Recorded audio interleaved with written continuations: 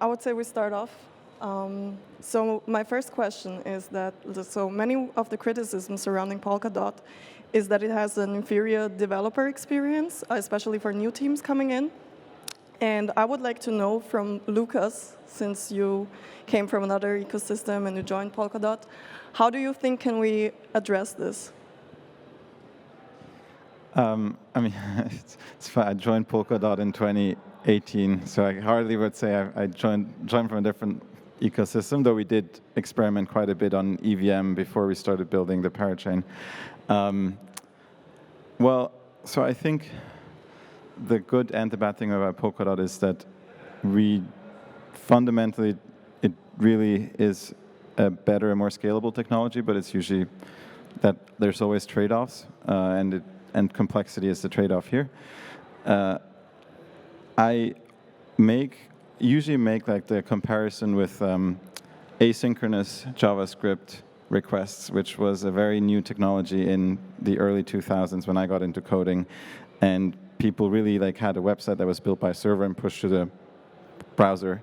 And then you suddenly started building websites where you get some information from here, some information from there, and you had to like consolidate all of this stuff. And in the beginning, there's horrible tooling about managing all of this. Now, 10 years later, it's really not something that people still think about. Like, it's not a hard, no software engineer would be interviewed on how to do like JavaScript, multi-page applications and all of this stuff, right? So I think kind of applying that to Polkadot, the Ethereum EVM today is kind of you build a website very simply, everything is synchronous, everything is in one place, and you don't have any of these problems, but you also have the problem that like, well, it's only one computer and only one service and one code base that can build all of this, and that makes it hard. And I think we just have to get to the point to build the right abstractions. Now, that just takes a bit of time to figure out what the abstractions are that we need. I think a challenge that we've had in Polkadot that the Ethereum ecosystem has done quite well is kind of rallying around certain standards. The EIP concept into Ethereum improvement proposals. So like the ERC, Ethereum Request for Comment, ERC20, right? That was like the 20th proposal, and it standardized how everyone thought about tokens. And so this is the EIP framework of how to improve and how to agree on certain things. And I think that has done a really good job at figuring out how to create these first standards and kind of solve some of these problems together, bringing many builders together.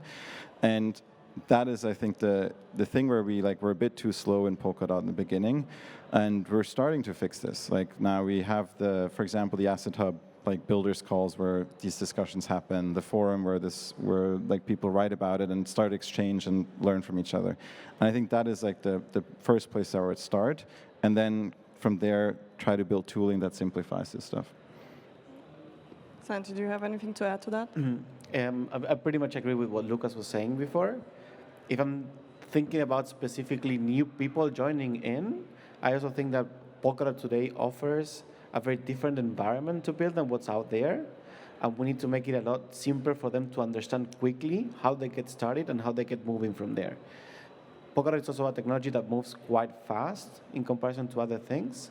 And keeping updated with that, it's not that straightforward either, right? So we definitely need to make, in my opinion, a bit of a better job into having those things updated all the time as they come forward with the technology. But overall, I think that, yeah, I pretty much agree with what Lucas was saying as well. I just want to say one quick thing, which was, so Polkadot does move fast. It's a huge issue, but also a huge benefit.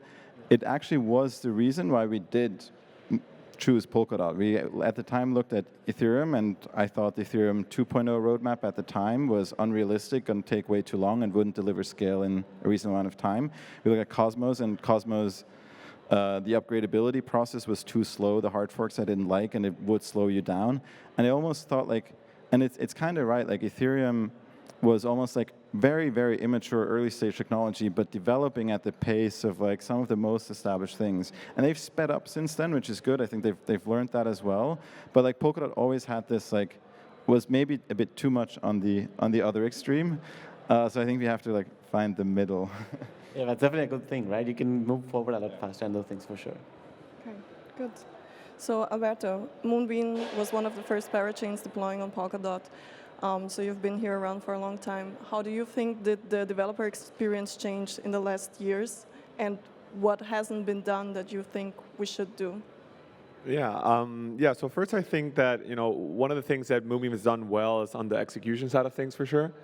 And for example, like we've benefited a lot on being an EVM ecosystem for Polkadot, and like Lucas said, the EVM, like Ethereum had a lot for itself in terms of tooling, documentation, and we're benefiting off that because if you build on Ethereum, you can build on Moonbeam really easily, right? And so that's why Moonbeam has been one of the core things that why Moonbeam has been successful within Polkadot has been that.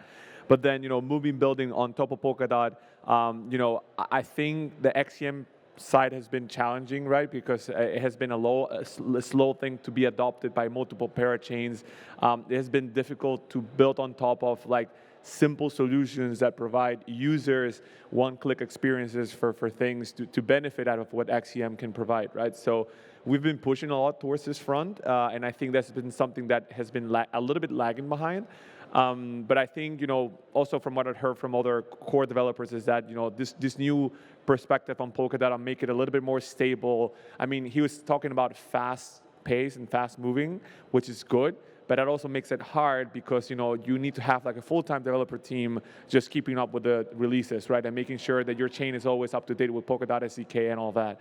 And so you need to find the right balance between making sure that things move forward fast, but make it at a pace where teams that could be really small or bigger can keep up, right? And I think that's something that is starting to change, where we see a lot of good things happening. And also, we've seen a little bit of more sort of openness to hear feedback on things. For example, on the XCM side, I've always been very vocal, and I've been receiving feedback a lot better, and I think that's something that is changing for good.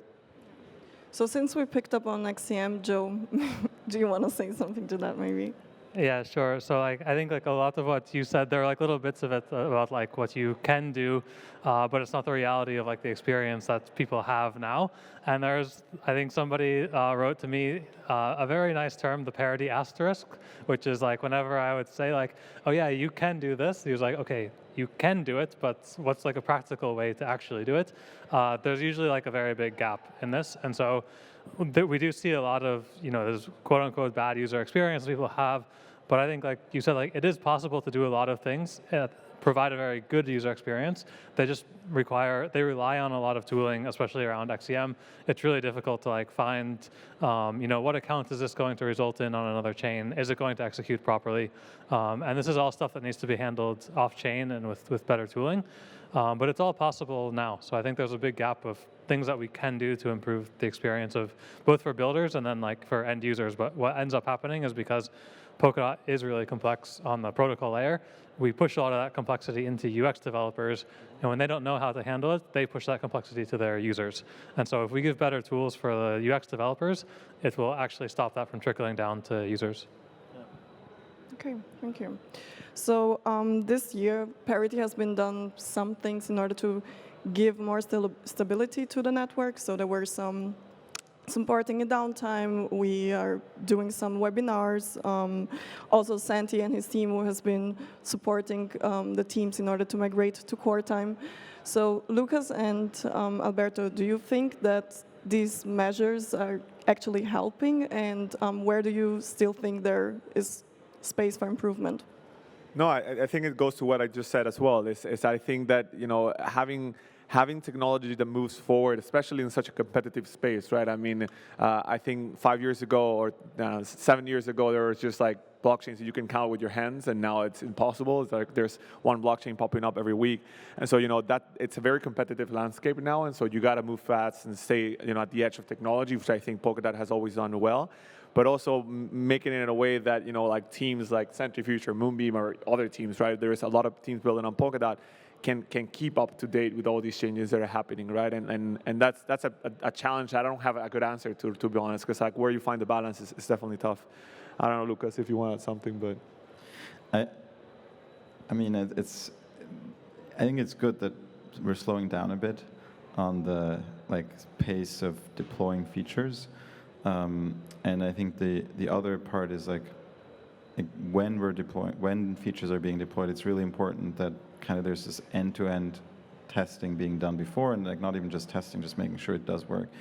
For example, I mean, it used to be that oftentimes like parity considered features done when the runtime code was done, and you realize that like for example, on the centrifuge team, I think only about a third or less of our team, like of our engineering team, is actually doing runtime stuff.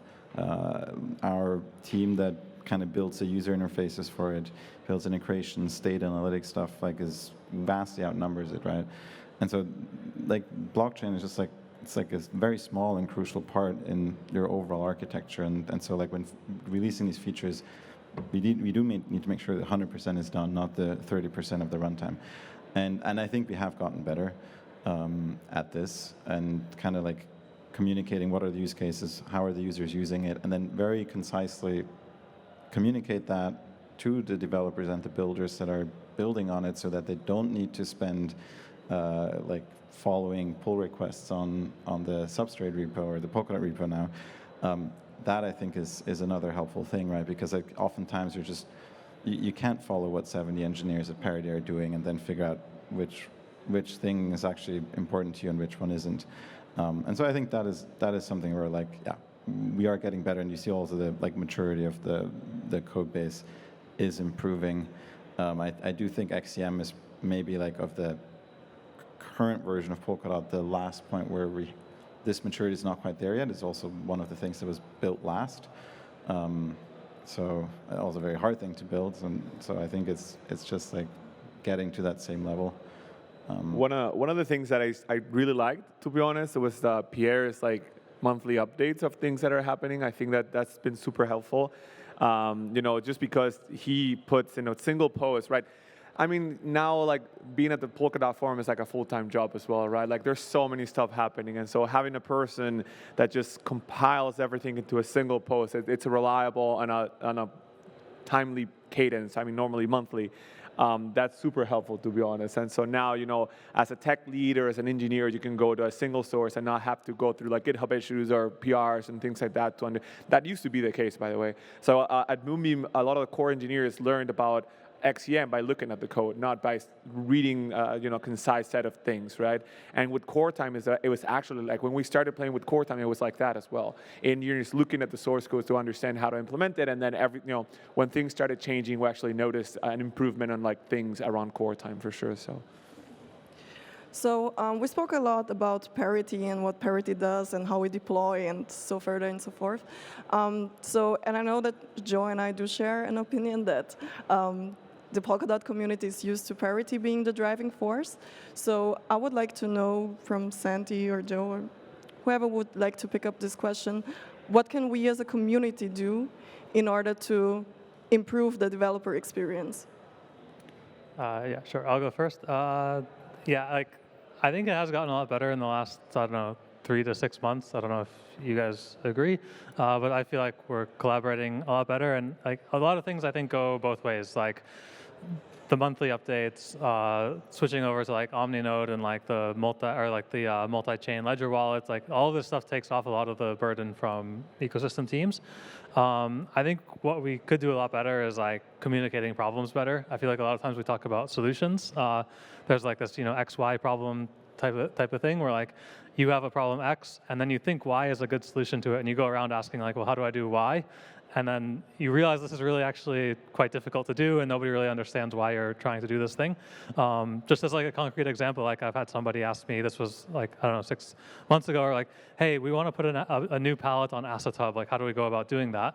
And I was like, well, do you really want to put a palette on Asset Hub? Like, what is it that, like, I don't think that's your success criteria. Like, what is it that you want to do? Like, oh, well, we want to put our parachain token there. I was like, well, you can already do that using like the foreign assets. So I think like we have a lot better communication when we actually like get down to discussing like more fundamental problems rather than like trying to go about these like very short-term solutions. And when we start to talk about like what's the real problem going on, it actually leads to like much better collaboration. Yeah, I definitely agree with your last point there, Joe. I think that when we get together as a community, and I think that sometimes these Parchain summits are very good at doing that, and we understand what is the actual problem that we're trying to solve, and we get together into, okay, this is what we all understand as a problem, then we can find better solutions to execute them, right? You mentioned before the Ledger app. I think that is also a good example on it, right? It was actually brought mainly by the parachain teams all together, right? They were the ones saying, hey, this is not working for us. We tried a solution at the beginning when Crowdon started.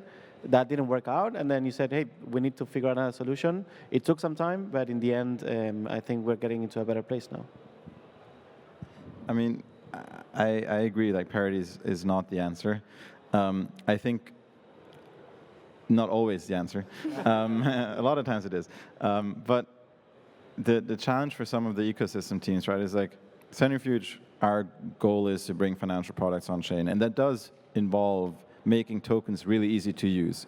But now, like, the parity's problem is or challenge is to build a blockchain that can transfer as many tokens as possible and have as many tokens as possible, right? And so, like, well, there's a problem that I focus on, like making tokens that are financial products into tokens. Parity is trying to build a blockchain.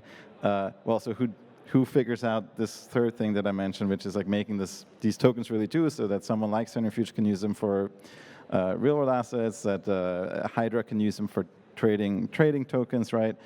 And so actually one of the things we did was this is actually before the decentralized futures program. It was 6 months before already that we started ideating around how we kind of build this in-between thing, because we realized, okay, there are a lot of issues that come very much from like applications of Polkadot, not from like the core protocol design. And so we started Velocity with the idea of, well, we need to make DeFi really work well, and we know there's a bunch of parachain founders that know DeFi really well. They don't have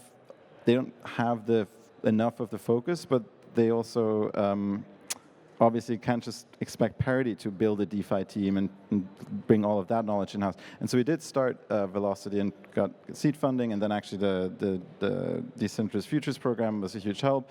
What we have now is actually, and a lot of them are here, we have, I think, a team of 5 people, more than 3 engineers. The first thing we said is, okay, well, like the big new roadmap item is Snowbridge.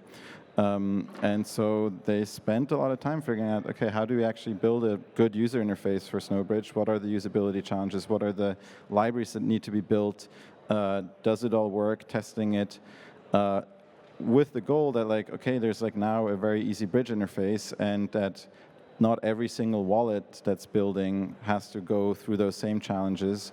Not every single parachain front end has to go through that same thing, and like making that available as a tech. And so that was like would be my answer of like, how do we build stuff outside of Parity? Because like it's not always possible for like a team like Centrifuge, even though we have, I think, a Rust team of 7 people, and have quite big resources, I would say, relatively to a lot of other teams. Even that, right, it's hard to say, okay, we're going to put 2 people on solving this problem, because we have so many other things as well. And so I think Velocity is for me a good idea to kind of create something in between. Thank you. So Alberto, you've been here for a very long time. My question to you is, looking forward into the next 3 to 5 years, what do you wish for the Polkadot ecosystem and its developer experience? So I'm going to separate the answer into 2 parts. So first I will talk about Papermoon, and the other one about Moonbeam, right? So Papermoon, we're a company that got a decentralized future grants to work on developer docs. So we're basically going to sort of work on kind of like docs.polkadot.network, right? So we're going to be contributing to that. We're not going to be the sole contributor, because that would be 3 full-time jobs or many more. So we expect to have like community contributors to help us create like a, because right now, like, anyone knows what is actually the Polkadot developer docs. Like, no, it doesn't really exist, right? You have like Substrate, we need like a unified portal gateway for people that want to start building on Polkadot. And then in my opinion, that doesn't have to be, I want to build a parachain or an app chain, right? If I want to build smart contracts, it could be Ink, it could be EVM, Moonbeam, or whatever, I should have a path that tells me where to go. That doesn't exist, right? There have been many attempts, but none of them has been successful, and none of them under docs.polkadot.network, right? And so that's something that we're working on, and from a developer experience perspective, I think that's going to be a huge help. Just because Polkadot is a heterogeneous sharded ecosystem, but that doesn't mean that documentation should be sharded as well. You should have at least a source of truth. And then from the Moonbeam side, we're going to keep pushing on providing solutions to teams that are always easy to use. We're focusing on different areas like gaming, real-world assets, and we're gonna, from a developer experience perspective, like I think we have a huge benefit, like I said, because we're fully EVM, so that gives us a really, really good head start. But we're always innovating with like pre-compiles and things like that helps us provide things, because Polkadot SDK is really modular, right? And so we can do things at a code level that the EVM like or Ethereum cannot do, right? And so we're working with things that are going to provide, for example, easier like wallet creation for users, like account abstraction solutions and things like that are going to help sort of provide better kind of developer experience, but also user experience at the end of the day, which is our goal, right? Because we want to make sure that developers have the tools they need to provide really good user experience, because that's actually where you want to go, at least from a platform like Moonbeam. Thank you. So my last question goes to Santi. Santi, are there any initiatives or projects that you are excited about that will, in your view, significantly improve the developer experience in Polkadot? Yep, there are several. There are two that were named here, actually. I think that what Alberto is doing with Papermoon and all this, way that he's thinking about the resources for developers that are starting with Polkadot, is going to be very, very crucial for people to know how to go, where to go, and having that updated in time. And I've also been looking at what you've been doing at Velocity with this SDK for cross-chain messaging and all of that. I think that's also very interesting for people to integrate into their projects and make it seamless to things to flow around. Besides that, from a protocol level, I do believe that core time will help us a lot. Yes, it looks complicated from the outside, but if we manage to get the right tooling in place to make it as simple as it actually can be, it can really be a good on-ramp for people to join Polkadot. And Getting rid of crowd loans? Getting rid of crowd loans? Yeah, huge. Yeah, and 2-year auctions, right? I mean, having a slot that's minimum 3 months to 2 years, it's also a bit cumbersome, right? So now Polkadot has a lot more flexibility in its design to allow more people to join, try things, iterate, and see how they move forward. And they can even expand into multiple cores if they wanted to, which is also very, very interesting. And I also look forward to initiatives that would allow these chains to utilize these cores very, very fast versus what we have today, right? I think that competing ecosystems have been doing a bit of a better job in that sense to simplify how people can spin up chains. And I think that could be something that I'm looking forward to in the future too. But that's sort of like what I would say. Yeah, I think there's really different good initiatives, right? I'm probably a lot of people who know here Tansy as well, and like the idea with Tansy is that you can spin up your own app chain based on Polkadot, like a parachain, right? But based on Polkadot, that with clicks, right? And that's really powerful because imagine you're a game and you want to have your in-game token to have governance features, right? At an EVM level, that's really complex to do because you have different models, different things, but Polkadot SDK already offers really solid modules for governance, right? And so you could have an app chain with governance systems that are super, easy to use, but then you can also benefit for having your own app chain with your own token for utility and all of that. And so, initially, when I joined the ecosystem, creating a Polkadot SDK chain was not easy, right? And now you have different efforts with open sampling, with Tansy and Rogue, all those, with the Pop network, all of them working on making that more accessible to users. And I think that's going to bring a huge, because the more people you have building also, the more feedback you get. And so you create these loops that are super important for the ecosystem. Okay, great. Well then, thank you guys. And I hope we all learned a little bit. Thank you, Joyce. Thank you, Joyce.